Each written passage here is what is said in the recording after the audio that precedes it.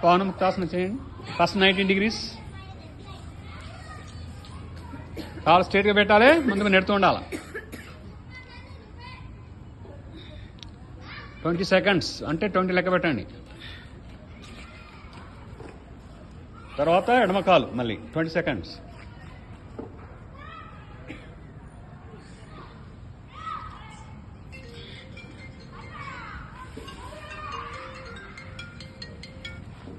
ఒక రౌండ్ అయిపోయింది. మళ్ళీ సెకండ్ రౌండ్ కుడికాలు.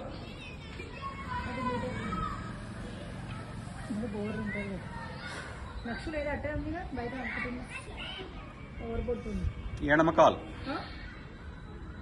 రెండోసారి.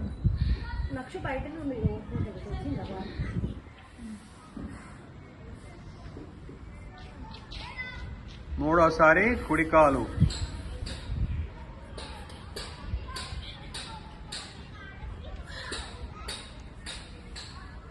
తర్వాత మూడోసారి ఎడమ కాలు అయిన తర్వాత 20 లెక్క పెట్టుకున్న తర్వాత దించండి. నేను అన్నాను కాదు.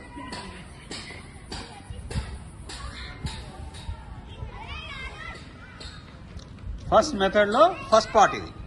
ఇప్పుడు సెకండ్ పార్ట్ ఏంటి? కుడి కాలుని మనం ఏం చేయాలి? ఫోల్డ్ చేసి బంధించి దాన్ని గదవ దగ్గరికి తీసుకురావాలి. మోకాలు శ్వాస వదులుతూ.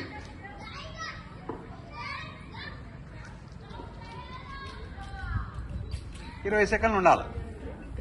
పంపించేసి ఎడమ కాలుని కూడా అదే మాదిరిగా తీసుకోవాలి.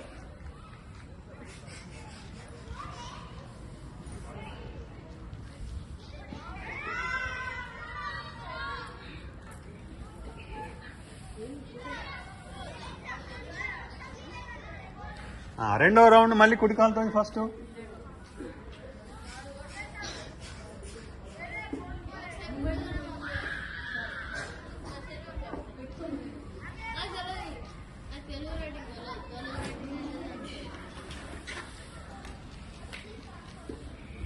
తర్వాత ఎడమ కాలు రెండోసారి.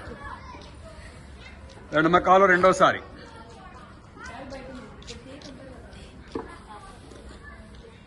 తర్వాత మళ్ళీ మూడవసారి కుడికాలు.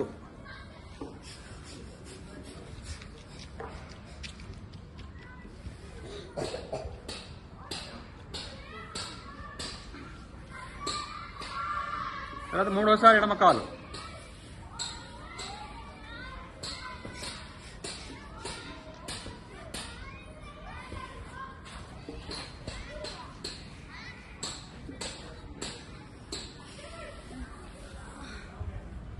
మూడు సార్లు చేసామంటే second part is over.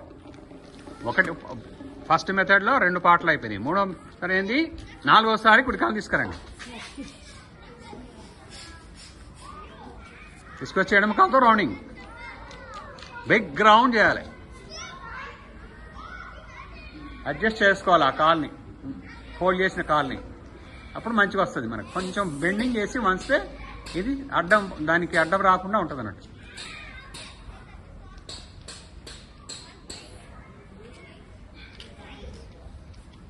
Very good, very good. Improved.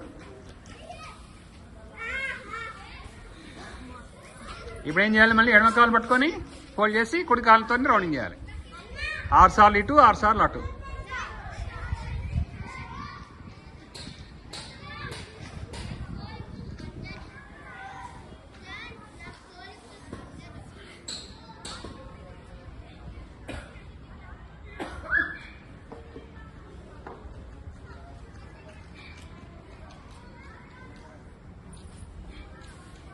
Anvika పడిపోతున్నా ఏంటి? బలం తక్కువ ఉందా నీకు? అరే నడుస్తుంటే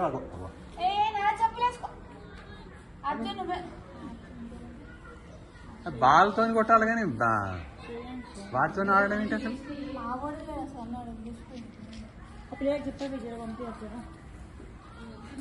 okay, first part is over. నా మెథడ్ అయిపోయింది.